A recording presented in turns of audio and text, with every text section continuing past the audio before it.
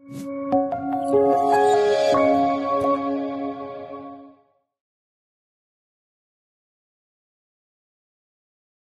kembali lagi di channel Tutur Inisiatif di acara Inisiatif Talk. Kali ini kita akan berdiskusi dengan salah seorang pemuda yang mendedikasikan dirinya untuk desa. Ia adalah Eko Kurniawan. Selamat pagi, udah Eko? Pagi Rahim. Gimana kabarnya dah? Alhamdulillah sehat nih. Rahim gimana nih kabarnya? Alhamdulillah juga sehat dah. Sekarang aktivitas gimana dah? Oh iya, sekarang ya di desa ya, lebih banyak Hmm? di desa karena memang kebetulan saya tinggal di salah satu desa di Kota Pariaman. Hmm? Ya, cukup banyak sekarang kegiatan di desa ini ya, di eh, Desa Kampung Apar lebih tepatnya ya, Desa Kampung Hmm. Apar Kota Pariaman. Cuma saya nggak tinggal di sana. Saya berada di 10 kilo lagi tuh dari Oh, Desa Kampung Apar. Jadi Desa Kampung Apar ini posisinya itu di Kecamatan Pariaman Selatan. Jadi hmm. berbatasan langsung dengan selatannya Kota Pariaman. Sementara saya tinggalnya di Desa Balai Naras ya. Hmm. Desanya itu berbatasan juga dengan di sebelah utara. Jadi berada di Kecamatan Pariaman Utara. Oke. Cukup jauh ya. Nah, Hmm. cuma kegiatan ya lebih banyaknya ke Desa Kampung Apar sih sebetulnya. Hmm. Ya. Nah, kalau boleh nih dah, supaya nanti penonton kita semua atau kita sebut dengan Sobat Tutur, kalau boleh dideskripsikan sebenarnya Daeko itu mau dideskripsikan seperti apa Daeko? Mau dikenal seperti apa Daeko? Waduh, ini agak sulit juga ya pertanyaannya. Saya Supaya nggak nanti pernah. kebayang nih dah apa penonton kita ini siapa orangnya gitu kan. Nanti Iya, iya, iya. biar biar paham alurnya gitu dah. Iya, iya, iya. Jadi sebetulnya ya itu pertama saya nggak pernah mikir ya Rahim ya, apa Hmm. saya mau dilihat orang ya gitu ya. Kalau mungkin dari bahasa ini sekarang branding, personal branding itu seperti apa gitu ya. Iya. Hmm. Sebagai seorang eh, apa sekarang macam-macam ya, ada yang Hmm. aktivis kah, ada yang pemberdaya desa, ada yang lokal hero, terus Hmm. ada apa lagi ya itu macam-macam lah ya, Hmm. akademisi, aktivis lingkungan, penggerak lingkungan. Karena gini Rahim ya, saya ya pertama tidak pernah sih memikirkan apa sih nanti istilah yang mungkin orang sematkan ke diri saya. Yang penting sih semuanya itu positif. Yep. Karena kalau saya lihat sekarang ya macam-macam lah ya. Hmm. Nah, dulu saya awal masuk ke Kota Pariaman kan memang eh, untuk niat memberdayakan Kota Pariaman ini kan memang belum ada ya. Cuma pada saat saya resign dari Cikarang gitu ya, Hmm.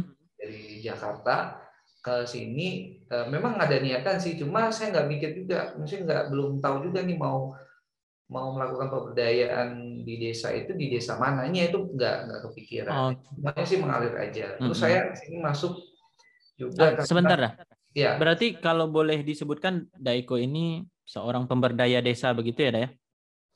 kalau aktivitas ya Hmm. sekarang ya gitu. Lebih banyaknya di sana gitu ya. Hmm.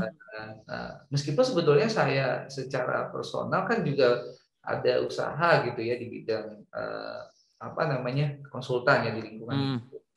Oh iya. Yang memang memang dulunya saya lebih dikenal sebagai seorang trainer ataupun konsultan ya di bidang Ya. itu. Namun ketika saya ke desa, ya itu beda lagi gitu ya. Oh ya. Ya karena juga lebih banyak kegiatan pribadi saya juga jalan, Hmm. pemberdayaan juga jalan, cuma karena lebih sering bercerita mengenai kegiatan di desa, mungkin orang lebih banyaknya saya mengenal saya mungkin aktivitasnya di desa gitu. Oke, dah. Jadi kalau boleh disebutkan pemberdaya desa sekaligus konsultan dan trainer ya dah, di bidang lingkungan. Ya, ya, dan itu terlalu panjang ya Wah. untuk disebutin. Ya udah. Tapi nanti untuk hari ini kita highlight sebagai pemberdaya desa aja gitu ya. Ya, siap. Karena nggak banyak ya nggak banyak lah anak muda yang turun ke desa lah hari ini gitu ya deh. Ya, ya, Nah, siap. dah ini sebagai seorang pemberdaya desa aktivitas sudah sehari-hari apa aja dah? Ya, kalau kita ngomong pemberdayaan desa ya, jadi Hmm. sebetulnya dia mungkin saya kasih story dulu sedikit ya. Boleh dah. Hmm. Jadi menyambung apa yang saya sampaikan sebelumnya, Hmm. awal saya datang ke sini ya memang karena resign dari Jakarta ya. Lalu saya pindah ke sini, ke Pariaman, ya kota Pariaman. Lalu sekitar hampir 1 tahunan ya, tanda kutip saya nyari teman gitu ya, kira-kira siapa sih yang bisa yang punya satu visi dengan saya ya untuk mungkin nyari potensi lah apa yang mungkin bisa dikembangkan di kota Pariaman. Dan alhamdulillah ya setahun pencarian, nah baru ketemu tuh sekelompok anak muda dan ibu-ibu juga sebetulnya ya di Desa Kampung Apar ini. Nah, di mana historinya juga mereka ini kan dibantu ya dana CSR ya, CSR-nya Pertamina, DPPU Minangkabau. Nah, si Pertamina ya manajer CSR ini minta programnya itu untuk ini sebetulnya lingkungan hidup. Nah, si ibu-ibunya ini juga nggak paham juga ya gimana sih Pertamina ini bidang lingkungan hidup itu maksudnya apa gitu.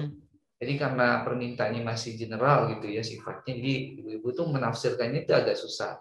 Bahkan ketakutan waktu itu karena Pertamina-nya minta ada MOU kan untuk pengelolaan dana CSR. Itu sebenarnya dana hibah kan. Iya, dana hibah. Nah, dari sanalah ada kenalan, terus ngajak saya bantu ibu-ibu. Ya, akhirnya saya terima kan karena memang programnya memang sesuai dengan latar belakang keilmuan dan pekerjaan saya kan selama ini. Maka saya terima. Nah, ketika saya terima ya saya bantu bikin program bagus-bagus. Nah, akhirnya kita berhasil kan mendirikan bank sampah.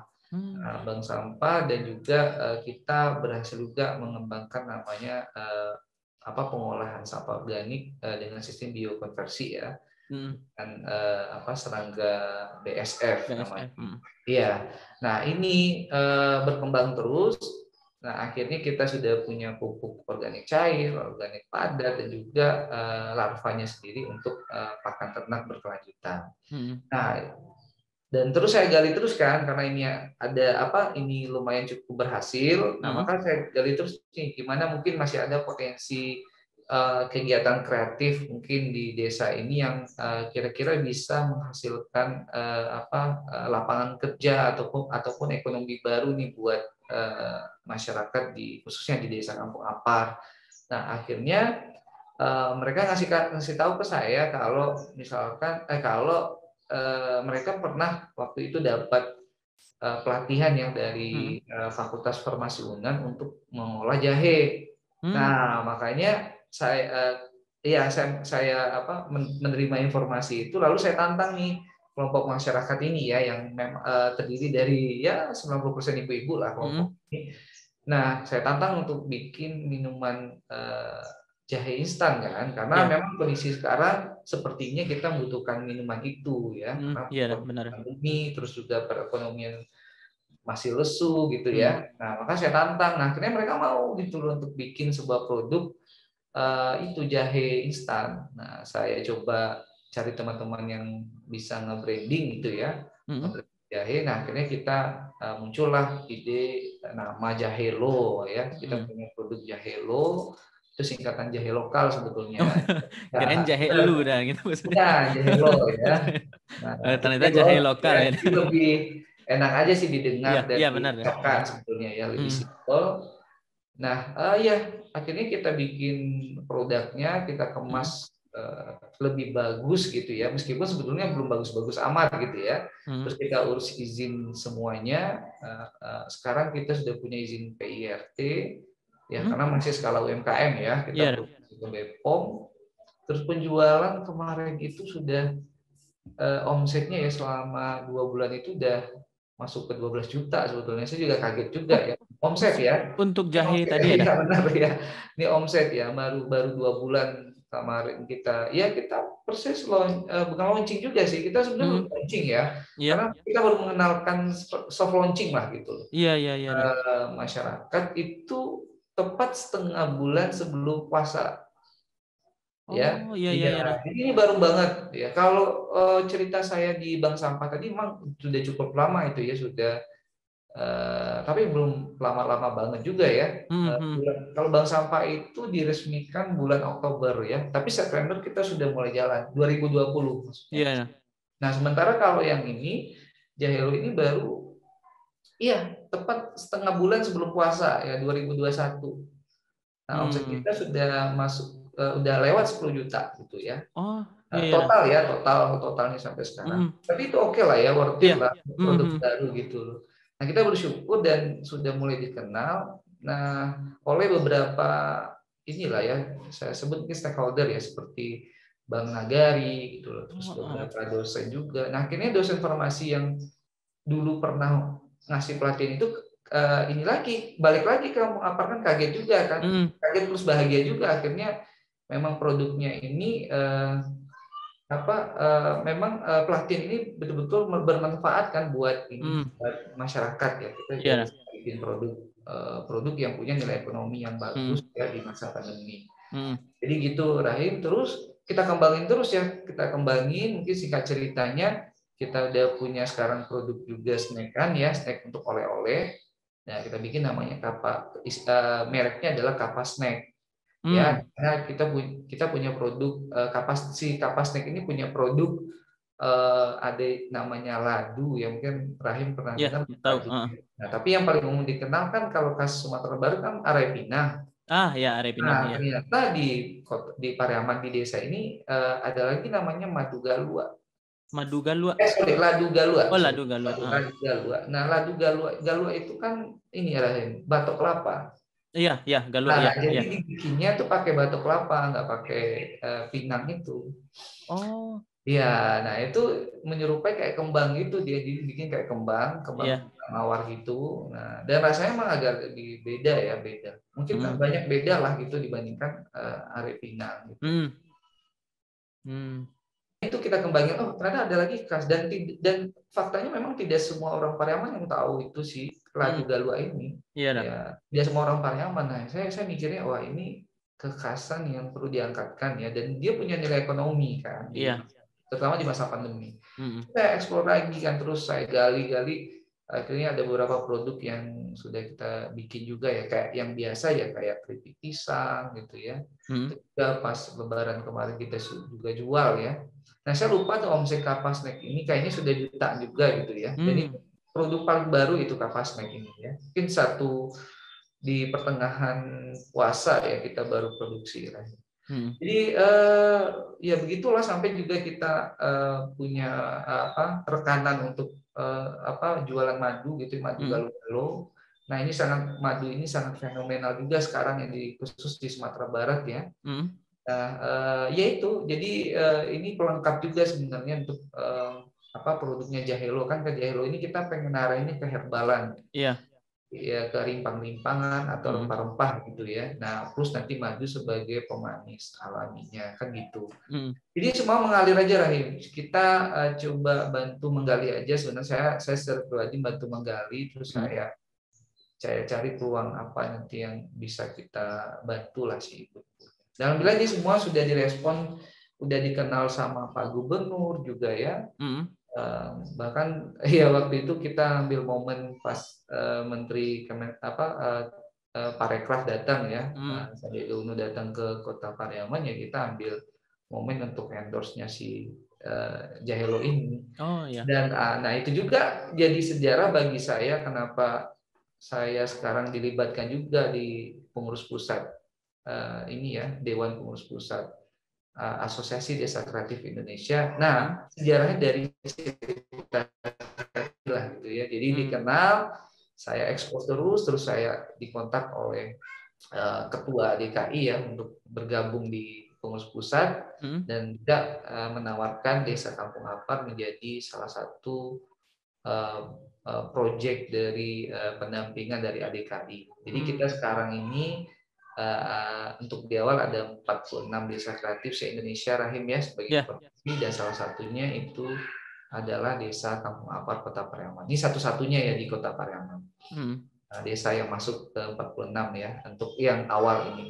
Kita punya mimpi itu ada 1000 desa kreatif. Nah, gitu Rahim. Nah, jadi sehingga karena ada kegiatan ini, maka saya bikinkan juga visi besarnya untuk Kampung Apar ini.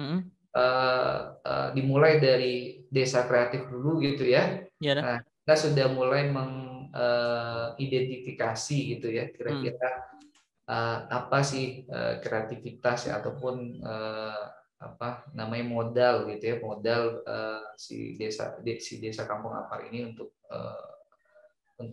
bisa maju nanti menjadi desa wirausaha. Jadi berawal dari kegiatan kreatif, lalu muncullah nanti kelompok wirausaha sehingga menjadi desa wirausaha.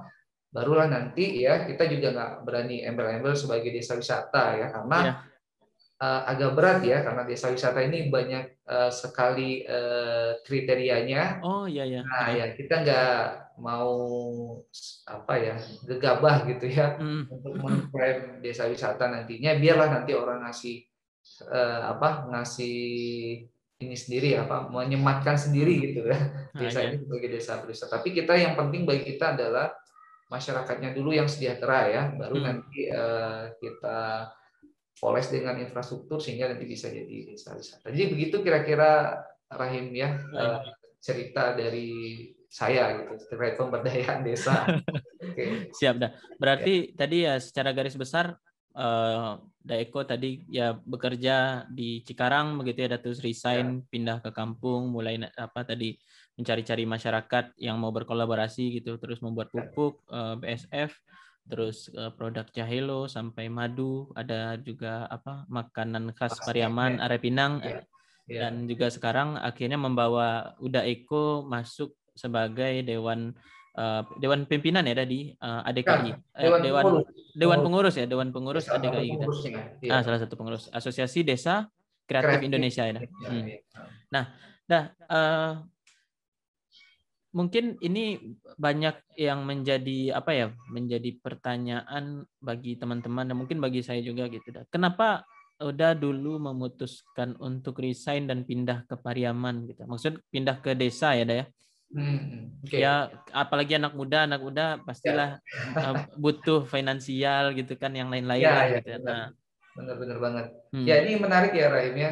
Dan mungkin cerita saya ini terkait alasan saya pulang ini nggak bisa dijadikan sebagai standar bagi setiap orang gitu ya. Dan saya pun respect lah, saya menghormati setiap keputusan apapun yang dilakukan oleh teman-teman. Dan saya tidak pula mengajak teman-teman kalau belum siap keluar dari aktivitasnya sekarang ya nggak usah gitu, nggak usah ini aja, karena pertimbangan kita tuh pasti banyak. Benar. Nah saya punya ini yang berbeda ya, punya latar belakang yang berbeda mungkin dengan teman-teman juga ataupun alasan saya gitu untuk pindah ya. Memang saya itu di Jakarta dan Cikarang itu kalau merantau itu kan sejak tahun 2014 ya. Lalu saya pulang 2018 di umur 27 tahun gitu ya. Jadi masih mungkin tergolong muda juga ya untuk cepat balik ke kampung lagi kan gitu. Dan dalam keadaan saya sudah berkeluarga ya. Iya, benar. Baru hamil ya, anak pertama lahirnya itu di Pariaman saat saya udah pulang itu di bulan Oktober ya 2018 saya balik ke Pariaman. Nah ini memang unik ya, karena saya dulunya ketika lulus kuliah memang mikirnya gimana saya dapat duit dulu kan, sama mungkin apa ya, saya nggak bisa bilang mungkin rata-rata ya, kalau dikatakan sebagian besar mungkin nggak juga, tapi mungkin rata-rata juga anak-anak yang baru lulus kuliah kan mikirnya begitu, gimana dia bekerja dulu. Tapi memang nggak ada sebenarnya tujuan, saya nggak pernah sih menuliskan bahwasanya saya harus tinggal di kota besar, saya harus tinggal di desa, di kota, itu nggak ada sebelumnya. Nah yang penting sih dapat duit dulu, terus saya ada apa namanya ya pokoknya hidupnya lebih baik lah dari yang sebelumnya. Nah setelah itu saya merasa rasakan gitu ya, mencoba kalau bahasa Minang menyigi-gigi gitu ya, kehidupan di kota. Memang kebetulan saya tinggalnya di Cikarang ya. Kalau aktivitas itu sebetulnya karena konsultan ini seluruh Indonesia ya, jadi apa namanya training itu ya kita tergantung siapa yang ngundang ya kita datang ke sana. Nah ini saya rasakan sih kayaknya memang dari segi finansial pada saat itu oke lah gitu ya, dikatakan kurang enggak, terlalu berlebih juga enggak, tapi cukup lah bagi saya pada saat itu yang masih muda dan memang belum punya anak pada saat itu ya. Oke lah gitu ya. Masih sering main-main lah dulu ya, deh. Masih sering main-main kan juga, mungkin waktu itu juga beberapa kali ketemu Rahim dan teman-teman karena alumni di Jakarta waktu itu. Ya, setelah itu saya coba, kayaknya sih ada yang kurang gitu loh Rahim ya. Ini bagi diri saya gitu ya. Nah, bagi diri saya ada yang kurang untuk beraktivitas di Jakarta. Saya belum merasakan kepuasan pada saat itu ya. Puas maksudnya dalam artian kehidupan sosial gitu ya. Terus juga ada hal yang mungkin saya ingin kerjakan, saya tidak bisa melakukan itu. Saya mikir dengan pertimbangan yang sangat panjang, dan saya yakin apa yang saya lakukan pada saat itu resikonya juga tinggi kan. Iya. Terbukti ketika awal-awal saya pulang. Dan tidak hanya pada udah sendiri resikonya gitu ya deh. Ya betul sekali ya, apalagi sudah berumah tangga dan kita punya orang tua saya dua-duanya masih ada, adik-adik saya masih banyak. Saya 4 bersaudara ya, 2 perempuan, 1 saudara laki-laki saya. Jadi 2 laki-laki, 2 perempuan. Nah pada saat itu masih di bawah tanggungan saya gitu ya. Jadi memang ini cukup berat, dan memang saya rasakan ketika saya pulang pun risiko itu memang saya terasa di saya, Rahim ya, pada saat itu. Nah, ya cuma karena namanya keputusan ya, saya juga membulatkan tekad untuk pulang, meskipun di awal-awalnya memang agak juga ya, agak gamang juga ya, agak goyang juga gitu ya. Tapi saya nikmatin aja gitu prosesnya. Alhamdulillah, ya itu tadi ya, saya sekarang berakhir di desa untuk sementara ini ya, tinggal di desa, tapi kegiatan-kegiatan training saya, pekerjaan pribadi saya itu masih tetap jalan sebenarnya. Ya, karena juga sekarang masa pandemi juga dibantu dengan dana, jadi daring gitu ya, virtual. Jadi ini sangat membantu. Kalau istilahnya Pak RK itu tinggal desa rezeki kota ya. Nah, meskipun saya bukan petani ya, cuma kita tagline buat petani ya, bagi petani muda ya di Jawa Barat. Nah, saya mulai merasakan itu gitu loh. Jadi saya bisa kok, maksudnya penghasilan saya agak mirip-mirip lah, meskipun nggak mungkin dong sehebat yang tinggal di kota besar gitu ya. Tapi setidaknya saya sudah mulai stabil lagi gitu loh, setelah 1 tahun perjalanan. Nggak tahu ya ini apakah berkah kita bantu orang gitu ya, bantu orang lain terus berdampak ke saya. Dan juga ya ini saya bingung juga ya, ya karena semuanya mengalir terus. Sekarang ya jadi sibuk aja gitu, meskipun tinggal di desa, benar-benar di desa loh gitu ya. Tempat tinggal saya itu desa gitu kan. Dan suasananya seperti yang di background virtual saya gitu ya. Tapi ya memang kesibukan ini memang sudah mulai luar biasa ya, karena ya tadi Rahim bilang ya, saya ini dikenal sebagai apa ya, semua aja gitu. Saya pernah ada status kayak orang nggak jelas gitu, Rahim. Ketika saya pada suatu saat saya ngomongin mengenai sampah, mengenai lingkungan hidup. Tiba-tiba mungkin besoknya atau sorenya saya bisa ngomongin mengenai industri kreatif atau ekonomi kreatif. Lalu besoknya lagi saya mungkin cerita mengenai apa lagi itu ya, macam-macam gitu ya, mengenai apalagi itu kegiatan saya ada 3 itu ya. Nah, iya itu jadi macam-macam lah gitu. Jadi orang kadang-kadang melihat saya mungkin ya, kayak orang nggak jelas gitu pekerjaannya gitu. Dan tanggapan dari orang-orang di desa gimana? Apakah juga menganggap seperti itu gitu? Kalau sebetulnya di tempat tinggal saya sih sebenarnya justru orang nggak tahu siapa saya gitu ya. Jadi karena saya juga dari sisi penampilan juga tidak terlihat seperti ini ya, seorang pegawai juga enggak gitu ya. Jadi santai lah gitu, Rahim ya, santai ala-ala ala-ala pengangguran di desa lah gitu. Sorry itu joke ya, maksudnya ini ya, maksudnya ala-ala ya santai aja gitu, santai aja. Juga ya kadang keluar juga formal, kadang nggak formal, ya tergantung situasi lah gitu. Nah jadi ya di tempat tinggal saya orang mungkin nggak kenal siapa saya, masih nanya ini. Kalau di desa kan itu tantangannya, Rahim ya. Iya, benar. Di desa mungkin mindsetnya masyarakat ya, mungkin beberapa mindsetnya adalah kerja itu ya jadi ASN gitu, perginya jelas waktunya gitu, pulangnya juga jelas, atau setidaknya ada seragamnya gitu. Nah, iya benar. Itu definisi bekerja bagi masyarakat di desa terutama ya. Yang saya perhatikan begitu, karena saya pernah juga kayak orang bingung juga ketika nanya ke saya, kerjanya apa sih? Saya sebutin konsultan lingkungan. Apa tuh kayak gimana? Nah, kadang-kadang saya tuh agak ini juga ya, malas juga jelasinnya kan. Iya benar. Karena sekarang kan eranya ya pekerjaan itu kan nggak harus formal begitu ya. Benar ya. Bahkan ada yang saya baca buku itu, ada pekerjaan yang sulit kita mendefinisikan dia itu apa gitu jenis pekerjaannya.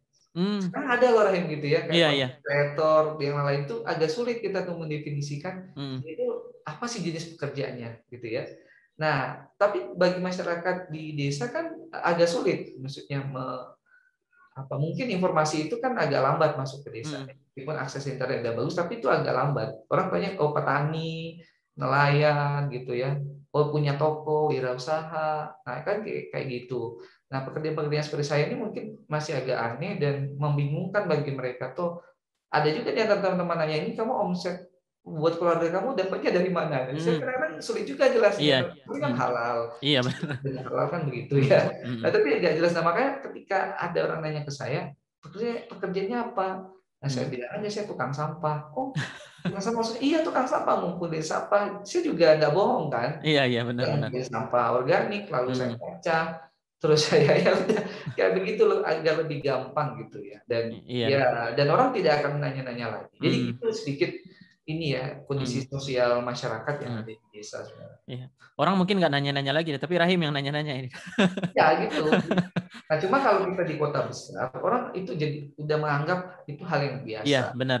Ya, mungkin tidak akan, oh kamu apa sih konten kreator, udah berhenti gitu loh. Orang nggak akan nanya lagi gitu kan. Ya itulah kira-kira sedikit inilah ya. Iya. Bahkan di Depok sendiri pun yang notabene ya ada kota besar lah begitu ya, ya. Masih ada bilang yang nggak keluar rumah gitu, yang bilang ngepet gitu kan. Iya betul itu ya, pernah akhirnya ketangkap gitu ya, yang ngaku-ngaku ustadz ya. Iya. Jadi ya itu Rahim, terlepas ya, maksud saya adalah saya ini bukan berarti saya merendahkan ya, saya tidak akan pernah merendahkan apapun pilihan orang, profesi orang, penting itu halal gitu ya. Kalau yang haram-haram mungkin saya juga akan komen juga gitu ya. Cuma kalau halal ya apapun itu pekerjaan itu semuanya baik ya, baik. Tergantung ini kita aja sebetulnya, tergantung ya kita visi hidupnya mau ngapain. Misalnya kayak Rahim ini sekarang di BUMN misalnya, itu bagus banget gitu loh. Siapa sih orang yang nggak pengen di BUMN kan? Iya. Apalagi kalau kerja dari kampung ya. Benar ya. Cuma ya itu tadi kan, semua orang punya pilihan juga masing-masing. Saya juga sering bilang ke teman-teman juga begitu, jangan ikutin gaya saya gitu loh. Misalnya ada juga teman-teman yang, apalagi ini adik-adik yang baru lulus kan masih mencari jadi juga kan. Ini ya udah kamu coba jalanin aja dulu gitu. Kalau memang kamu nggak nyaman ya cari aja yang nyaman. Yang penting kamu, keluarga kamu itu ya sejahtera dulu lah gitu. Baru nanti mikir yang lain-lain kan. Nah, itu meskipun sebenarnya saya juga belum, maksudnya kalau mikirin kata-kata sejahtera itu ya juga kadang-kadang ya masih jauh juga. Tapi kan kita proses ya, semuanya proses. Karena cita-cita saya ini kan pengusaha sosial juga, ya udah semua jalanin aja dulu kan. Itu sih Rahim. Gitu dah. Jadi ya mungkin untuk teman-teman yang ya mau meniti karir seperti Uda Eko ini, ya mungkin kalau saya tangkap tadi itu ditemukan dulu lah strong why-nya begitu ya, Daya. Maksudnya jangan hanya karena ngikutin gitu kan. Apalagi setiap orang pasti kondisi dan yang lain-lainnya beda-beda begitu ya, Daya. Benar. Nah, mungkin kalau lebih menspesifikkan nih, timing ketika udah memang pindah ke desa gitu dah. Nah, itu maksudnya apakah memang direncanakan timingnya gitu, ataukah memang karena misalkan keluarga sudah ada, kebetulan istri juga habis melahirkan, kayaknya menuntut kita di desa gitu. Sementara seperti yang udah sampaikan tadi, udah ketika di desa pun udah masih mencari-cari mencari-cari masyarakat yang memang mau diajak kolaborasi gitu dah. Ataukah memang sudah disiapkan sebelumnya di desa gitu dah? Enggak, sebetulnya enggak ada persiapan tuh, Ray. Maksudnya saya pulang harus tahun 2018. Enggak, cuma memang ada. Pastinya mungkin masing-masing kita punya niatan kan, ketika sudah tanda kutip mapan gitu secara finansial, pastinya kita ada keinginan pastinya kembali ke kampung halaman. Entah itu kita bawa badan kita tuh ke kampung halaman atau kita punya kontribusi buat kampung halaman kan gitu ya. Nah, saya punya cita-cita itu sebetulnya. Tentunya memang di sebelum umur 50 lah ya, maksudnya ya kita mantapin lah di saat muda gitu. Nah, karena ini memang ada beberapa situasi, mungkin ada yang harus tidak bisa saya ceritakan juga ya Rahim, tapi ada beberapa yang mungkin saya bisa share juga seperti kayak mungkin istri saya yang juga tidak apa ya, kurang oke juga untuk tinggal di kota Oh. besar gitu ya. Oh, iya, iya, iya. Juga mikir juga pada saat itu, oh ya anak-anak kayak gimana ya gitu loh nanti Hmm. hidup di kota besar. Tapi ini pemikiran pribadi Iya, iya, saya iya, nggak tahu juga realnya nanti iya, iya. apakah bagus mendidik anak di kota besar itu atau apa. Karena Hmm. saya kan merantau itu pada saat itu masih bujangan gitu ya, Hmm. belum punya anak, saya nggak tahu tuh. Nah, cuma saya lihat sih memang beberapa ya, saya juga tidak dijadikan ini sebetulnya kesimpulan Yep. bagi Hmm. kesimpulan fix gitu ya. Hmm. Nah, sepertinya saya juga tidak oke dengan kondisi seperti ini karena pada saat itu Rahim, saya kan ini karyawan gitu ya. Hmm. Saya pergi sering pergi itu eh, sebelum sholat subuh malahan Rahim ya. Hmm. Iya, iya, iya. Jadi kadang pernah saya sholatnya itu hanya di bus saja gitu ya. Hmm. Atau kalau memang busnya sempat ke rest area saya di sana. Hmm. Jadi ini hal yang menurut saya pada saat itu ya agak menggelisahkan saya Rahim. Oh, oke, oke, oke. Terus pulang Hmm. juga Hmm. kadang ya udah malam ya. Jadi saya mikirnya saya lihat beberapa saudara saya di Jakarta itu pergi ke pagian, pulang ke malaman. Malaman. Jadi Iya. anaknya itu ya nggak sempat bercengkrama sama anak-anaknya. Benar dah, benar dah. Nah, saya agak ada kekhawatiran nanti ke depan kalau saya seperti ini. Toh saya juga sebenarnya bukan dari latar keluarga yang cukup bagus juga dalam mendidik ini ya anak. Hmm. Ya saya nggak pengen itu terulang lagi gitu loh. Hmm. Oke, oke, oke. Jadi ya ini yang saya Iya, bilang iya. ada faktor yang mungkin orang lain nggak punya faktor itu loh. Nah Hmm. saya punya faktor itu. Saya nggak pengen, maksudnya saya pengen punya visi keluarga yang oke lah gitu ya. Saya mungkin memberi mungkin apa ya? Saya intinya saya gini loh Rahim apa? Ya pengen lah punya visi keluarga yang sukses dunia akhirat. Nah itu kalau Hmm. singkatnya gitu ya. Hmm.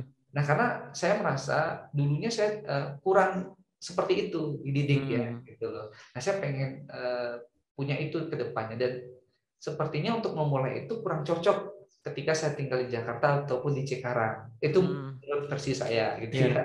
Nah itu faktor dari istri juga, visi keluarga, terus juga kondisi orang tua pada saat itu memang agak sering sakit gitu ya. Hmm. Hmm. Nah, saya merasa mungkin Zoom waktu itu WhatsApp ini video call ya. Iya, video Nah, call. video call ini kurang oke lah gitu ya. Benar, benar. Pengennya sih kita temui langsung gitu ya. Terus ada perhatian langsung lah gitu ke orang tua terutama ibu Hmm. mama pada saat itu ya. Nah, jadi ini beberapa yang bisa saya ceritakan, yang tidak bisa saya ceritakan mungkin saya tidak akan Iya, ceritakan. iya, iya dah.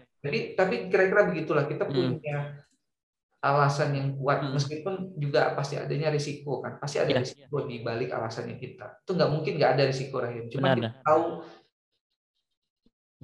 cara meminimalisir risiko yang ada. Nah itu sih dari saya sih Rahim sebenarnya yang bikin saya pulang. Nah ya kita waktu di awal pernikahan juga pernah punya catatan gitu visi ya kita saya dan istri pengennya punya terserah itu lembaga pendidikan formal atau informal, tapi tujuannya adalah ya gitu mau gimana kita juga bisa apa berkecimpung dunia parenting misalkan ya Hmm. parenting yang apa dengan sesuai dengan ajaran Islam gitu ya. Hmm. Nah kebetulan latar belakang saya lingkungan hidup ya kenapa nggak eco parenting gitu plus Islam gitu kan. Nah cuma Hmm. nggak harus formal harus bentuk SDIT, Hmm. PAUD nggak harus, yang penting ya anak-anak di desa.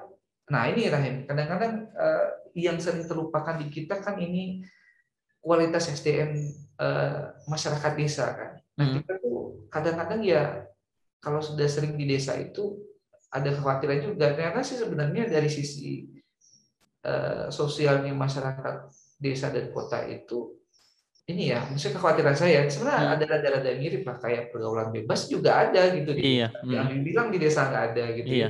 Cuma nggak tahu aja gitu ya. Ngebut-ngebut pakai narkoba juga ada Hmm. gitu. Hmm. Nah, cuma ini tadi yang harus kita perbaiki. Makanya saya tuh hadir apa namanya saya sampaikan tadi ke Rahim ya, bahwasanya saya punya cita-cita bahwa saya juga punya nah, lembaga ataupun komunitas lah gitu ya. Hmm. Karena anak-anak di desa ini punya pemahaman sosial yang lebih bagus gitu loh Rahim. Iya Nggak dah. terlibat dengan pergaulan bebas itu juga ada di desa gitu. Hmm. Nah, sama lah di kota ya. Nah, sama gitu. Nah, cuma kan di kota tuh lebih riuh ya, maksudnya lebih apa Iya, sih, lebih rame gitu lebih ya. ramai. Jadi Benar. di desa sih lebih aja, nah Iya. gitu. Dan kalau di kota itu lagi udah jadi kayak kebiasaan aja kan orang, ya maaf, Mm-mm. kadang program bebas tuh Iya, kayak oh, udah pacaran iya udah. biasa. Nah Mm. kalau di desa memang masih agak ini kan, masih agak apa ya, jadi itu kayak masih aneh gitu ya. Mm. Oke, Mm. melakukan hal seperti itu masih aneh, meskipun itu masih terjadi di desa. Iya Nah, dah. jadi banyak sebenarnya mimpi-mimpi kita, lain ketika kita sudah di desa ini. Mm. Saya juga mau menghidupkan lagi kegiatan permainan anak nagari ya. Kalau Iya. di Sumatera Barat kan Mm. desa itu disebutnya nagari ya. Iya nagari dah benar. Meskipun ada juga kayak di Kota Pariaman ini ada disebutnya desa bukan nagari, tapi sebetulnya dia masih kesatuan nagari. Mm. Nah, yang sudah lama punah, yang ya sekarang banyak kan Mm. anak-anak sekarang main gadget. Mm. Ada positif, ada negatifnya kan. Iya. Nah, kita coba menghidupkan lagi. Makanya saya mau inisiatif juga nanti bikin festival yang mengangkatkan kembali kegiatan anak-anak nagari itu, seperti main layang-layang, main Mm. gasing, apalagi itu ya. Pokoknya banyak lah. Nanti tunggu tanggal main aja lah nanti. Ah, siap Kita akan siap launching dah. kegiatan itu. Mm. Jadi gitu kira-kira Rahim ya. Mungkin alasan saya mengenai timing saya pulang itu ya nggak ada kenaan sebetulnya ya. Siap dah. Artinya ya memang ya dengan kondisi tadi juga ya ada keluarga juga gitu ya. Ya, Sama seperti udah tadi sih. Dulu memang ya seperti Rem sendiri kan dulu kerjaan dari rumah itu dekat lah 5 menit nyampai gitu kan lah. Pergi jam 6:30 pulang jam 4 gitu kan, masih sempat ketemu anak lah gitu kan. Tapi ya pas saat pindah ke Jakarta, kerja di Jakarta, tinggal masih di Cilengsi gitu dah. Wah, seperti yang Daiko sampaikan dah. Pergi gelap pulang gelap gitu dah. Jadi pergi anak masih tidur, pulang anak sudah tidur gitu. paling satu minggu ya, satu Paling minggu, Sabtu dan itu pun Minggu. kalau nggak diganggu mungkin dengan aktivitas lain kan, Iya benar sekali dah. sosial atau ya kayak sekarang Iya. misalkan kan. Uh-uh. Nah, kayak Itu dia bikin dah. podcast. Karena Iya. kan kita juga, apalagi yang laki-laki ya Rain ya, kita Hmm. sebagai laki-laki juga butuh kan sebetulnya kegiatan sosial lain gitu. Benar. Ya, Kerjaan. laki-laki itu hobinya, ya laki-laki itu punya hobi itu kan. Iya Sedangkan benar. istri itu mengganggu hobi laki-laki itu. Iya, iya. Ini kalau istrinya dengar nih marah istrinya. Marah, Ya, ya. maksudnya gini loh, bukan berarti kita menyampaikan Iya, perempuan juga punya gitu. punya. Tapi kan kita ini kan memang udah didaulat ya sama Allah itu Hmm, sebagai pemimpin. Tentu kita harus punya bekal yang cukup kan. benar dah. Nah, salah satunya juga sisi sosial, nggak mungkin dong, maksudnya kita hanya di kantor. Kan Hmm, beda ini kan, beda suasana. Nah, iya. itulah salah satunya Rahim, udah juga saya bisa merasain, oh iya ya, Hmm, ternyata ketika saya ke desa ini ya kita bisa berbuat banyak, kayak misalkan saya training juga, Zoom ini sangat membantu kan, iya, karena benar dah. pada saat istirahat kita bisa ketemu sama anak gitu kan, Hmm, ada quality time yang lebih iya. lama lah gitu. Nah itu sih Rahim ya, Iya, kira-kira dari saya. makanya dah kalau Rem nggak kebayang kalau misalkan ya maksud di satu sisi ada Iya, kalau misalkan nggak ada COVID, Rem mungkin nggak tahu anak Rem akan besar seperti apa dah. Tapi iya, dengan adanya COVID, ya di satu sisi ya sisi positif yang mungkin Rem rasakan adalah ya Rem bisa melihat perkembangan anak gitu kan dah iya, 24 jam bersama anak lah, walaupun iya. memang ya kayak sekarang ya sejam lah di kamar, 2 jam di kamar gitu kan, nanti main lagi dengan anak gitu sih dah. Nah kayak sekarang kan lagi manggil-manggil tuh. Benar. Nah, nah Sama lah Rahim ya, iya sama lah dah, situasinya. iya dah. Nah, ini mungkin kalau misalkan menspesifikkan terkait dengan pemberdayaan di desa gitu dah. Ya, Menarik, di podcast sebelumnya kita juga pernah diskusi dengan Bu Tri Mumpuni, dan menariknya sih dari tujuan Bu Tri Mumpuni itu adalah bagaimana supaya yang bukan orang kota yang datang ke desa yang memperbaiki desa, tetapi lebih meleverage orang-orang desa untuk menyelesaikan masalahnya sendiri gitu dah. ya. Nah, ini kalau pandangan Daiko sendiri sebagai pelaku langsung lah begitu dah. Ya. Sebenarnya masalah yang terjadi di desa itu gimana sih dah, terutama mungkin spesifik di Desa Kampung Apar sendiri gitu dah. Ya, emang benar sebetulnya. Jadi ya dulunya gitu ya, dulu Hmm. mungkin mindsetnya, mungkin sampai sekarang masih banyak ya desa-desa itu mindsetnya ya udah, harus ada bantuan dulu baru Iya. teman-teman desa ini bergerak. Nah, Hmm. saya sebetulnya Rahim juga coba memperbaiki lah mindset itu. mindset yang menurut saya kurang tepat gitu ya.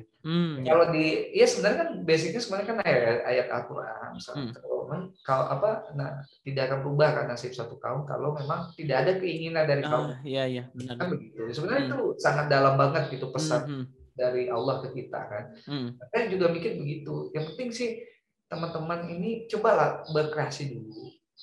Oke, selama ini mungkin teman-teman di desa ya kurangnya mungkin soal relasi, publikasi gitu ya. Gimana sih cara jualin produknya saya ini biar dikenal sama orang banyak kan gitu.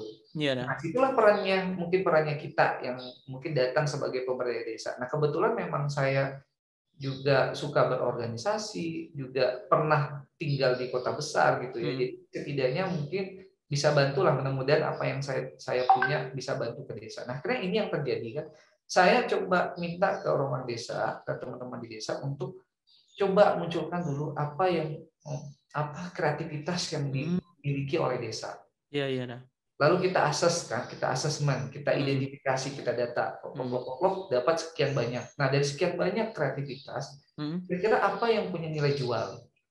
Ya, karena kan kita kalau ngomongin pemberdayaan ini kan ada 3 nih Rahim ya. Ada dari aspek ekonomi, ada aspek sosial dan aspek lingkungan juga ya. Aspek lingkungan juga yang harus kita perhatikan. Kira-kira lingkungan dalam arti gini loh. Kira-kira bisa sustain nggak kegiatannya kita kan gitu. Nah, ini yang coba saya gali. Nah, akhirnya memang sekarang contoh kasus di Desa Kampung Apar ini. Ya, akhirnya kita punya berapa produk kan. Dan tadi sudah sampai ke Rahim, omsetnya segitu loh Rahimnya. Iya. Dan itu belum maksimal loh. Maksudnya saya belum punya tim yang cukup oke lah gitu ya. Kayak teman-teman social entrepreneurship yang lain gitu ya, kayak di Jawa Barat itu kan sangat-sangat cepat berkembangnya dan SDM juga oke kan. Benar. Wajar dong gitu ya. Mereka punya institusi pendidikan dan mereka juga sentral ekonomi juga kan di sana. Jakarta, DKI dan Jawa Barat itu terutama ya. Nah, ya itu tadi, jadi kita temukan kreativitas, lalu kita bikin produknya. Nah, ini kan butuh bantuan nih kadang-kadang akses permodalan. Nah, ini saya coba hubungi beberapa yang bisa saya hubungin gitu ya. Kayak abang, dosen-dosen, teman-teman yang mungkin bisa bantu gitu. Ya kan akhirnya terbantu. Ya bahkan sebenarnya Desa Kampung Apar ini luar biasa lah, yang mereka perantaunya banyak. Nah, ini ada sedikit nih cerita ya. Ini ternyata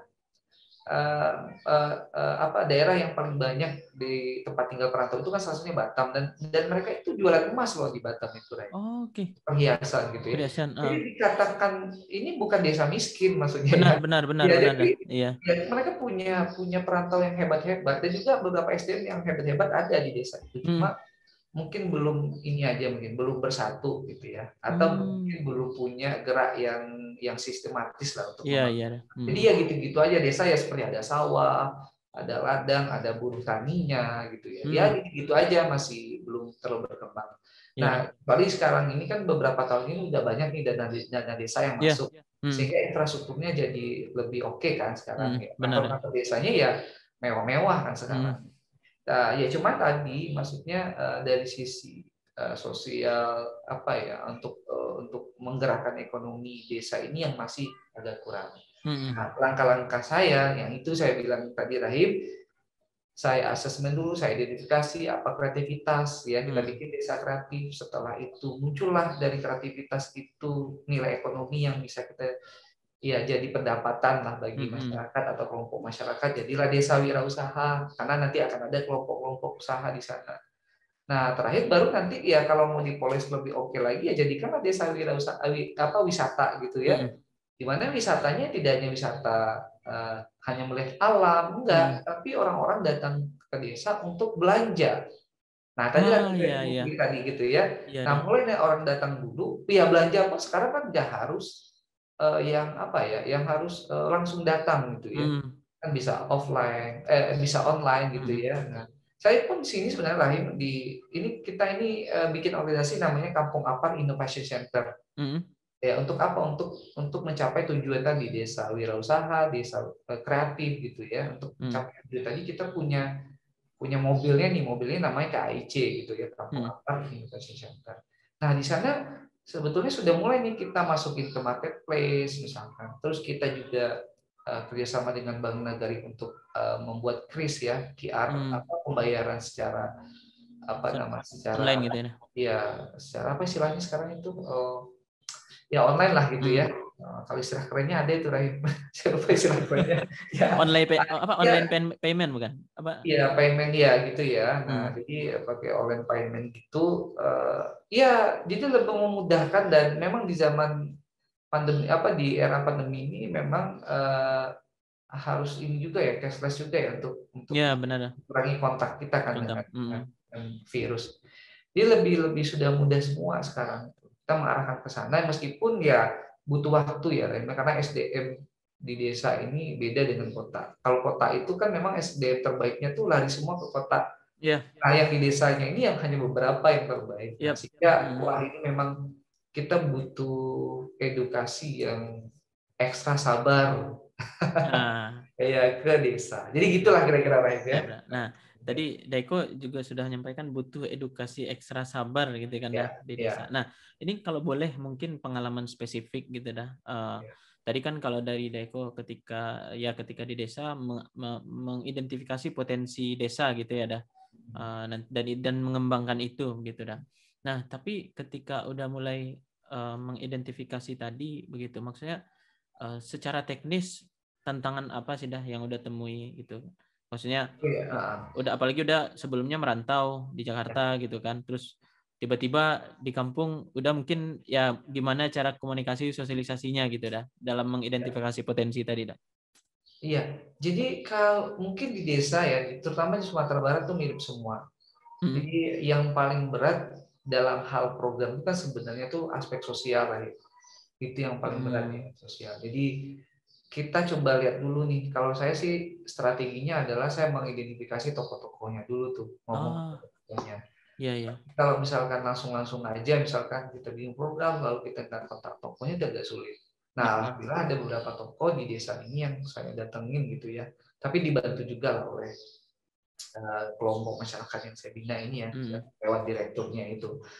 Nah, saya datang ke kepala desa juga, saya katakan saya sini punya niatan untuk membangun desa. Jadi ibaratnya gini Ren, kita perlu membangun trust dulu nih, kepercayaan tokoh-tokoh ini. Kalau saya tuh nggak macam-macam loh, saya bukan mengeksploitasi untuk kepentingan pribadi saya. Nanti ada dampaknya, misalkan saya jadi terkenal misal aja gitu ya. Bisa aja dah. Ya itu saya nggak bisa hindarin kan, maksudnya udah konsekuensi sebenarnya deh. Iya, dan itu tidak berdampak negatif kan, kecuali saya nyolongin duit desa. Nah, itu nggak apa-apa. Mungkin saya masuk penjara juga kan. Plus digobekin orang desa dah. Betul. Nah, justru saya bangun trustnya adalah saya siap bantu. Nah, sekarang kan dengan ini mungkin sedikit cerita yang bikin tapi ini bukan ini ya, saya khawatir juga ini saya jadi nggak ikhlas juga nanti lain cerita ini. Nggak apa-apa dah, supaya jadi contoh ini dah. Ya, polanya adalah kita harus bangun trust, tapi memang tujuan niat kita itu baik itu, bukan trust untuk kita bangun trust untuk mendapatkan untuk kepuasan kepentingan pribadi kita sendiri, enggak itu ya. Definisi saya adalah trust memang benar-benar murni kepercayaan untuk membangun desanya gitu ya. Nah, kan saya mulai waktu itu. Jadi si Pertamina ini, kan cerita di awal tadi ya, CSR Pertamina ini datang dengan waktu itu tawaran dana 40 juta dengan CSR. Dan itu udah cukup besar bagi masyarakat kita sebetulnya, ya 40 juta itu. Ini dana hibah loh ya, bukan hutang ya, dana hibah ya. Nah, setelah itu saya bikin proposal bagus-bagus, karena memang background saya juga mengelola CSR juga kan sebetulnya. Nah, saya tahu di mana celahnya gitu ya untuk dapatin program yang bagus dan dana yang oke. Nah, akhirnya 100 juta loh dapat dana. Saya bikinin proposal. Ya. Nah, setelah itu saya bangun lagi trustnya Pertamina gitu loh ya. Saya bikin program bagus-bagus, laporan terus-terusan yang bagus juga ke Pertamina. Saya aktif komunikasi dengan Pertamina. Nah, akhirnya kita di tahun kedua, tahun sekarang dapat lagi nih 100. Harusnya nggak 100, kita dapat lebih dari 100, bahkan 200-an karena kondisi pandemi ya. Iya benar. Jadi agak goyang juga ternyata perekonomian Pertamina ini. Jadi kita dapat CSR-nya juga sama dengan tahun yang sebelumnya. Iya dah. Nah, setelah itu ya itu berjalan terus dan masyarakat menjadi apa ya, menjadi yakin lah gitu ke saya. Oh ya, saya ini memang punya niat yang Oh, baik iya nih. iya. Iya iya dah. Yang saya rasakan begitu ya Iya gitu ya. iya dah. Terus tidak sampai di sana, Rahim. Saya ambil koneksi di ADKI, saya koneksinya di mana-mana, pokoknya apapun yang kira-kira bisa mendatangkan manfaat buat Kampung Apar. Nah, itu pasti saya kejar. Nah, akhirnya kita dapat dana, tapi belum cair ini ya dananya, dana ukir anggota dewan juga. Saya bawa juga ini. Iya iya. Nah, ini mau Selagi bikin, ada potensi, iya iya betul. deh. Mau bikin kandang ayam, ayam ya, peternakan ayam modal 180 juta. Nah, itu kan besar ya, lahirnya nggak uang yang kecil ya. Dan itu juga untuk memberdayakan masyarakat juga. Saya Iya. juga nggak pernah minta, oh nanti ayamnya saya kasih kasih ini ya, kasih bagian juga ya buat saya ya. Enggak, saya pernah cerita seperti itu. Oh, oke. Ya, jadi ini project yang benar-benar saya mudah-mudahan ini jadi amal jahiliyah Amin saya. amin. Ya. Jadi nah itu saya takutnya ini nggak ikhlas juga ini ceritanya. Tapi setidaknya ya begitulah sama masyarakat. Iya. Jangan kita hitung-hitungan. Saya juga pernah bilang, kos saya bolak-balik dari rumah saya jarak 10 kilo ke sini ini nggak saya mintain untuk orang desa. Saya pernah juga jawab ke diri saya ini tugas saya ini udah lebih dari kepala desa ini gitu. Iya iya iya. Udah datangin duit juga, duit pribadi juga keluar. Iya dah. Menjemput duit dari pusat ke dalam sini juga gitu. Jadi kan sebenarnya emang ini kan tugas kita ya Rahim ya sebagai agent of change. Apalagi kan selama pernah di BEM nih mantan apalagi udah Eko ya. mantan wakil presiden. Enggak juga. Itu bukan hal yang maksud saya. Kita pernah di organisasi yang seperti itu sebetulnya. Benar. Kita tinggal nerusin itu aja Rahim. Dulu kita nggalang dana buat kegiatan ABCD kan gitu. Sekarang kita menggalang dana tapi yang lebih besar lagi kan karena kita kondisinya juga ya harusnya kan semakin kita tua nih Rahim, kondisi juga harus oke kan gitu. Iya benar. Nah, harusnya gitu kalau nggak rugi kan. Iya benar. Saya manfaatin itu Rahim buat kesejahteraan desa Kampung Apar itu aja sebenarnya. Oh, oke. Oh, nanti kalau ada yang bisa dibantu lagi pasti saya bantu. Oh, desa lain minta bantu, insya Allah nanti saya juga carikan bantuan untuk mereka gitu. Ini yang saya katakan di awal tadi, semuanya mengalir aja Rahim, nggak ada. Ya udah kalau selama ini baik, ya udah kita ikutin aja alirannya gitu. Aliran kebaikan itu lanjutin aja gitu. Sampai kita capek gitu. Udah kalau kita capek udah istirahat aja dulu, nggak usah keluar dari kegiatannya, istirahat. Udah lega lagi, udah fit lagi, udah ikutin lagi itu alurnya. Siap. Sampai mati lah gitu Rahim. Iya. Mati gitu. Kan nggak tahu nih nanti kita kalau kita sedikit nyinggung ini ya membahas terkait agama gitu ya. Ya kita nggak tahu nanti amalan mana yang bisa memberat timbangan kita. Nah, saya nggak tahu juga ini, belum tentu juga ini yang memberatkan saya kan. Ya. Tapi semua amal ya dikerjakan aja gitu kan. Kerjakan aja, penting kebaikan gitu kan. Nah cuma kebetulan saya di sini. Nah mungkin saya memang membatasi ya Ren, karena udah terlalu banyak nih, pusing juga saya nanti. Membatasi gimana nih dah? Maksudnya kegiatan itu, itu kan banyak banget Rahim. Ini saya udah banyak lah di saya sendiri ya. Jadi nggak bisa mengimbangi, khawatirnya tujuan awal saya pulang ya nggak kecapai kan. Kenapa kan pengen dekat dengan orang tua, pengen dapat visi keluarga gitu ya bareng-bareng. Iya, benar. Nanti kita disibukin lagi terus waktu sama anak nggak ada lagi kan. Iya. Jadi jangan meskipun ini kebaikan tapi ya jangan lupa dengan visi kita di awal gitu. Nah gitu ya. Menarik dah. Ini Rahim jujur baru tahu gitu dah. Ternyata ya apa ya, banyak sekali tujuan dari Eko sendiri ketika pulang ke kampung halaman gitu, ke desa gitu ya dah. Nah, tadi ya seperti yang Eko sampaikan ya, untuk berkomunikasi, sosialisasi dengan masyarakat di desa ya, mulai terutama tadi membangun trust. Dan tadi kalau mungkin boleh Rahim highlight, udah memberi trust itu dibuktikan dengan suatu yang sudah proven gitu. Jadi ada pendanaan tadi yang udah ada evidence-nya lah, ada evidence-nya, ada buktinya gitu ya. Hanya ngomong saya ini peduli loh. Iya dah. Kamu peduli itu apa gitu loh. Iya dah. Kan nggak ada ya. Maksudnya kebanyakan kadang-kadang ya kayak politisi lah. Jadi maksudnya harus ada buktinya karena Rahim harus pahami juga gitu ya. Maksudnya desa ini saya tidak merendahkan masyarakat desa, tapi memang sebetulnya apa yang diminta oleh masyarakat desa itu memang itu kebutuhan mereka. Memang uang gitu, ekonomi yang Karena perputaran uang sendiri desa ya nggak Ya, nggak besar ya. Tapi ya, kan ya biaya hidup pun memang nggak besar juga. ya Cuma nggak besar juga gitu. masyarakat desa dengan pengetahuan, dengan ya macam-macam lah gitu, macam-macam latar belakang juga. Memang yang kepikiran itu paling banyak memang di sana Rani, di finansial gitu kan. Finansial. Sehingga kita pendekatannya juga sesuai dengan kebutuhan mereka gitu. Nggak mungkin kita dengan gaya bahasa anak Jakarta bla bla bla ini visi misi, nggak mungkin. Kita beda masalah, beda pendekatan, beda metode. Nah, saya coba metode itu apa yang dibutuhkan masyarakat desa adalah kepastian ekonomi. Nah, ini kalau bahasanya kan kepastian itu kan yang dibutuhkan. Nah, apa evidennya? Nah, ini saya datangin kayak ini saya sering upload nih. Udah nih dana CSR sekian. Siapa yang penerima dananya bla bla bla bla. Nah, ini ada lagi nih bla bla bla. Nah, ini ada lagi nih kelompok usaha ternak. Nah, lalu apalagi ada evidennya. Kalau enggak ya nanti masyarakat desa jadi nggak percaya. Apalagi nih posisi saya Rai kan sebagai seorang sumando ya. Sumando ini apa? Iya. Biasanya apa Rai? Mungkin bisa diterjemahin lah ya. Besan ya.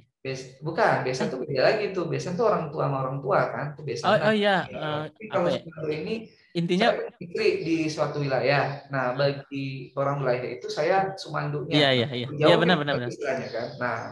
Nah, sumando tadi saya ada istilah gitu ya. Nah, ada istilah di Sumatera Barat itu seperti abu ya di atas ini kan. Abu di atas tungguan. Ya, tunggu. Jadi maksudnya itu sebenarnya pepatah ini ada benarnya juga. Cuma memang bagi seorang Sumando itu agak sedikit ini juga ya, wah kaget juga kok digituin gitu ya. Tapi memang nyatanya seperti itu. Jadi peran Sumando kalau di Sumatera Barat kan memang ada. Nah, ya itu saya bilang tadi, apalagi saya cuma omdo doang kan, nggak ada bukti. Dia makin nggak percaya. Makin nggak percaya. Orang ini dia tidak yang kampung halaman saya aslinya kan di Tarusan pesisir selatan. Iya, di pesisir selatan ya. Iya, jadi pastinya agak ini kan ya masyarakat desa itu bakalan jadi nggak akan cuek ke kita gitu ya. Nah, itu sih yang saya rasakan. Tapi kalau sudah kita ada evidensinya, buktinya kita membantu desa, biasanya itu kita sudah jadi sumanduninya mama ya. Iya benar. Sampai tempat bertanya, tempat diskusi, memang berasa lah ya, memang begitulah. Harusnya memang begitu. Jadi pepatah Minang ini memang udah berasa banget lah bagi udah gitu. Ya. Jadi gitu kira-kira lain ya.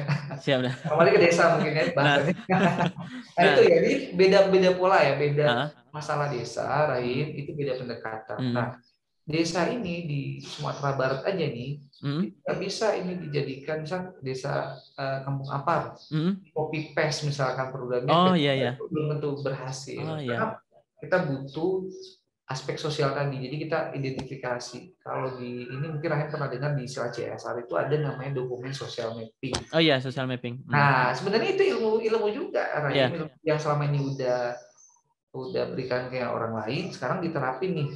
Jadi kita harus melakukan namanya social mapping dulu. Nah, baru kita bisa bikin program. Kalau tidak punya kita dasar social mapping, ya meskipun nggak ilmiah banget. Iya benar. Nah, itu akan kesulitan makin kita masuk ke desa. Apalagi ini kita udah belum pernah tinggal di Pariaman. Tiba-tiba 2018 ke Pariaman. Nah, jadi nanti akan kebingungan nanti dalam menyusun program. Nah, ini yang penting bagi pemberdayaan desa. Ya. Menarik. Dan berarti Daiko sendiri memang menjalankan, maksudnya secara teorinya menjalankan program CSR dari social mapping, koordinasi sosialisasi nanti impact-nya gimana, memang dijalankan secara artinya bahkan ini ya cerita dana CSR Pertamina ini masuk Kampung Apar ini agak lucu juga karena desa Kampung Apar ini itu di luar ring kewajiban Pertamina sebetulnya, karena Pertamina ini posisinya di Kabupaten Padang Pariaman. Jaraknya DPPU ya, unit usahanya Pertamina ke Kampung Apar itu setidaknya ada hampir 30 kilo mungkin ada. Itu udah terlalu jauh gitu. Iya. Karena kan juga emisi Pertamina juga nggak sampai ke sana. Iya benar. Nah, dan memang manajernya itu bilang ke udah sebenarnya ini Kampung Apar ini tidak ada kewajiban Pertamina. Tapi, ini ilmunya udah gitu ya. Tapi karena program ini, selama Pertamina, ya, selama ini Pertamina DPPU Minangkabau itu ngasih dana CSR, baru inilah program yang betul-betul bagus dan laporannya jelas. Nah, selama ini duit itu dikelola masyarakat, udah yang namanya dana hibah itu kan kebanyakan kan namanya bantuan ini tapi habis aja kan, udah selesai. Nah, udah enggak, saya bantu bimbing jadi pembina di Kampung Apar ini ya, kemerayanya itu memang kita pertanggungjawabkan. Dana itu kita pertanggungjawabkan dan kita laporin program ini. Jadi ini ya, jadi manajernya itu nelpon saya gitu loh, Pak Eko, ini di tahun saya cek di tahun 2000 untuk 2021 ini dokumen social mapping kita itu tidak melingkup sebenarnya area desa Kampung Apar kan gitu. Tapi Eko nggak usah khawatir, saya akan tetap memasukkan desa Kampung Apar sebagai program CS Pertamina. Nah, cuma program ini sayangnya nanti rahimnya belum bisa dijadikan ini penilaian gitu loh oleh kementerian gitu. Kan ini berkaitan sebenarnya dengan ada salah satu penilaian di Kementerian Lingkungan Hidup itu namanya proper gitu ya. Jadi kan sebetulnya agak rugi sebuah perusahaan itu kalau dia membantu, ada yang dia bantu tapi nggak menjadi penilaian gitu bagi perusahaan gitu. Secara lomba proper ini gitu. Cuma yang lain mungkin dinilai. Nah, ini kan jadi sebenarnya sih cara ini kan kita di perusahaan jadi agak mikir-mikir harusnya ya. Nah, cuma bagi Pertamina dia masih ngasih kita gitu loh, kasih kepercayaan, bahkan kata dia nanti kita revisi lagi social mapping sehingga nanti si desa Kampung Apar ini masuk ke dalam ring tanggung jawabnya Pertamina gitu. Nah, jadi kan ini hal yang positif, artinya apa? Tidak hanya desa Kampung Apar nantinya yang ke bawah desa-desa lain yang tadinya nggak masuk ke ringnya CSR Pertamina jadi masuk kan. Nah, tidak hanya desa, jadi ceritanya tidak hanya desa Kampung Apar, desa lain juga akan masuk gitu. Nah, ini apa ya? Dampak dari kegiatan kita yang memang betul-betul tadi ya, maksudnya kita memang membantu Pertamina ini juga tulus. Saya pribadi Rahim itu juga tidak minta duit apa-apa ke Pertamina secara pribadi. Saya juga tidak dikontak secara baik di perusahaan saya maupun secara personal untuk membantu CSR, tapi saya sudah seperti pendamping program CSR Pertamina yang profesional gitu loh ya. Benar. Kan asal-asalan juga. Atau kalau bagi sebagian orang, ya bagi kebanyakan orang, apa yang saya lakukan ini tindakan bodoh ini. Ngapain membantuin Pertamina yang banyak duit tapi nggak dikasih apapun? Bagi sebagian orang. Nah, ini kan nggak jarang lah ya, misalnya coba lihat teman-teman yang damping itu kan kebanyakan kan gitu. Dan juga saya juga nggak ngutip juga sih sebenarnya dana yang dikasih Pertamina itu. Daiko udah bantu proposal nih, masa nggak dapet? Gitu kan? Benar. Jadi akhirnya apa yang terjadi adalah pihak Pertamina pun jadi nggak enak. Jadi nggak enakan ke saya gitu loh. Iya. Satu sisi saya ini juga nggak ngambil duitnya Pertamina juga, juga tidak jadi rekanan Pertamina juga. Nah, jadi maksud saya itu kan mahal, Rahim. Benar. Sulit dinilai harganya. Benar. Sulit Rahimnya untuk dinilai harganya. Nah, ya jadi ya udah, maksudnya kita nikmatin aja. Sekarang juga alhamdulillahnya Rahim, ada satu nagari di Kabupaten Padang Pariaman itu yang sekarang lagi melakukan kegiatan konservasi ya. Konservasi mangrove ya. Konservasi keanekaragaman hayati. Mungkin kalau Rahim pernah dengar itu nama objek ekowisatanya namanya ini di desa ya, tapi namanya Nagari ya, Nagari Ketapung. Green Talau Park. Pernah dengar nggak Green Talau Park? Belum ya. Nah, itu di Kabupaten Padang Pariaman. Nah, ini juga gara-gara kegiatan saya di Kampung Apar, nah mereka juga dapat sisi positif kan. Posisinya apa? Pertamina udah minta tolong carikan desa yang bisa melakukan kegiatan konservasi keanekaragaman hayati. Coba bayangin ya. Nah, dikontak langsung sama manajernya kan. Terus udah cari tuh desa yang bisa mengelola dana keanekaragaman hayati Pertamina ini. Akhirnya dapat Rahim. Nah, udah juga bilang ke direktur Bunaknya ya, ke direktur Badan Usaha Nagarinya ya, atau Bumdesnya. Dia bilang ini ada dana dari Pertamina. Dia juga kaget gitu loh. Maksudnya ya kaget dan bersyukur kan gitu kan. Maksudnya dia tidak kenal sama sekali dengan udah juga tidak kenal sama sekali dengan direkturnya itu, tiba-tiba udah merekomendasikan itu. Hari Selasa itu Pertamina datang itu ke Gerita Laupar ini gitu untuk ngasih bantuan terakhir. Nah, jadi inilah mungkin ngalir aja lah gitu ya. Mudah-mudahan ini amalan kita udah juga bilang ke direktur bahwasanya udah tidak minta apa-apa, bersyukur, maksudnya udah bersyukur aja gitu. Kehadiran dia itu bermanfaat lah buat teman-teman di sana. Mudah-mudahan sih. Dan ini dananya sampai 5 tahun loh, Rahim. Oh, jangka panjang ya? Waktu itu ya ada minta ini sedikit nominal, ada minta 250 juta, tapi karena memang kondisi pandemi ya kita nggak sampai 100 juta lah kita dapat bantuan. Iya, benar. Tapi kan ini worth it juga loh, maksudnya luar biasa gitu kan bisa bantu teman-teman di sana. Dan ini juga bagian bidang ilmu muda juga, bagian lingkungan hidup kan, jadi ada sosial. Gitu. Oke. Baik, Rahim, gimana sinyalnya? Oke. Oke, sejauh ini suara Daiko masih lancar sih, masih lancar suara Daiko. Ya. Maaf ini agak lag mungkin. Siap dah. Oke. Ini ya. Jadi baik dah. Ya menarik sekali yang Daiko sampaikan tadi. Ya kalau menurut itu yang mahal sih dah. Kalau misalkan Daiko mungkin tadi kembali ke Strong Why Daiko ya, Dah ya. Karena Strong Why Daiko tadi itu nggak ada kaitannya dengan materi, jadinya ya nggak dapat pun ya nggak apa-apa gitu kan, Dah ya. Iya. Karena gini lah, kenapa bisa seperti itu? Ini juga harus ada rumusnya juga ya. Karena kan memang saya secara pribadi kan juga punya penghasilan. Saya rasa itu cukuplah buat kehidupan saya dan keluarga gitu ya. Jadi ada rumusnya juga. Nah itu makanya tadi beda kondisi, beda rumus. Benar. Sama semua. Iya. Bisa jadi kalau Daiko nggak ada penghasilan lain, bisa jadi agak tergoda juga kayaknya. Nah, betul. Iya, nah, itu benar. Bisa aja terjadi. Nah, cuma kan kita antisipasi itu lagi. Iya, benar sih. Dan juga kita tidak bisa pungkiri memang rezeki itu kan ada juga karena kita rezeki karena nolongin orang kan juga ada kan. Iya, ada benar. Yang rezeki kita tidak berbuat maksiat, ada memang karena sudah ditetapkan Allah kan gitu kan banyak pembagi rezeki mungkin.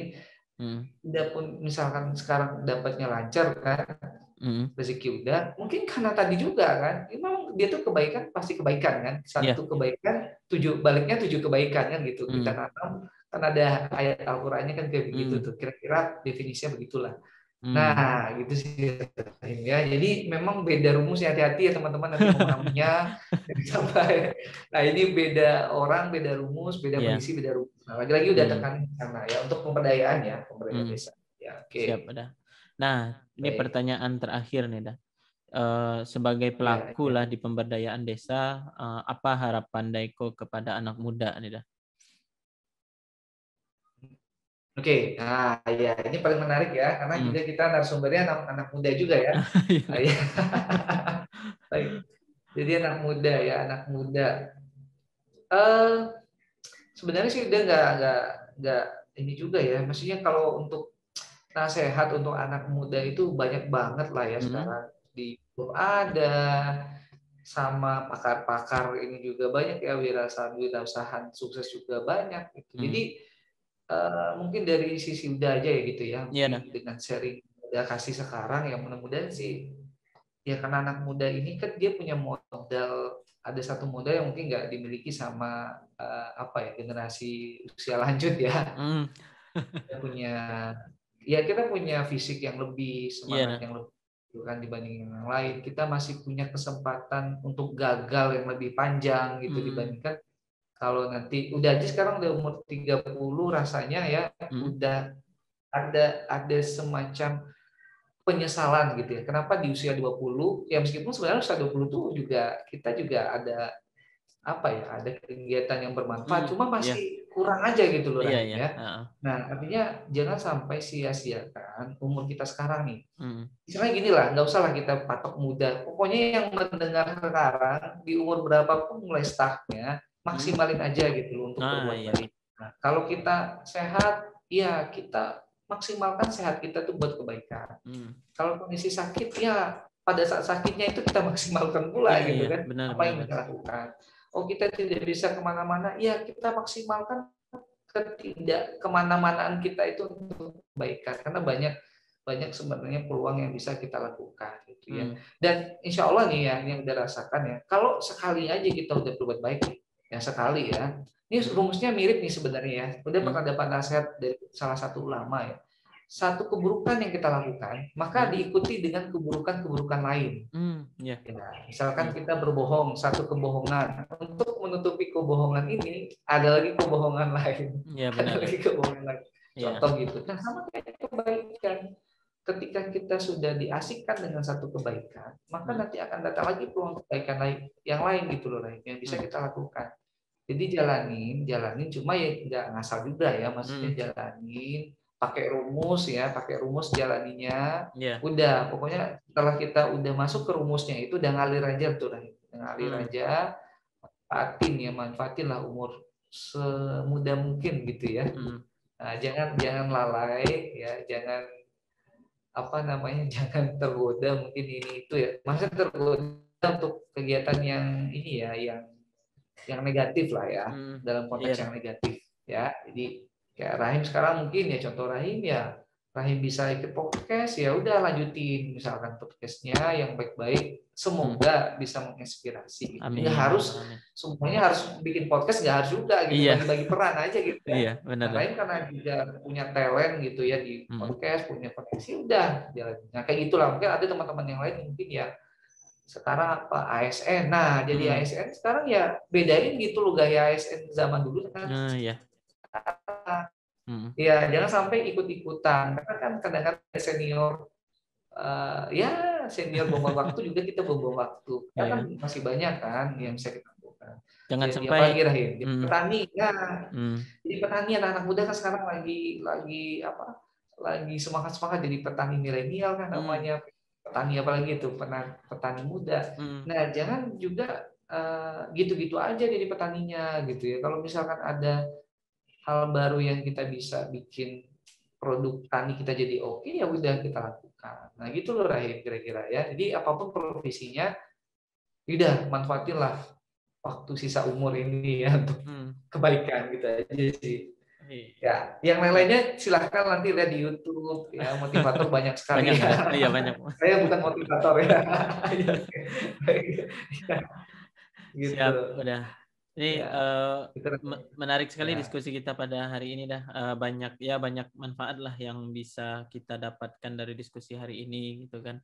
Ya mulai dari tadi pengalaman Daiko sendiri, bagaimana memaksimalkan potensi diri dan juga nanti menggali potensi di desa gitu untuk dikembangkan gitu. Dan ya itu dah, terima kasih banyak Daiko sudah hadir di Initiative Talk pada hari ini.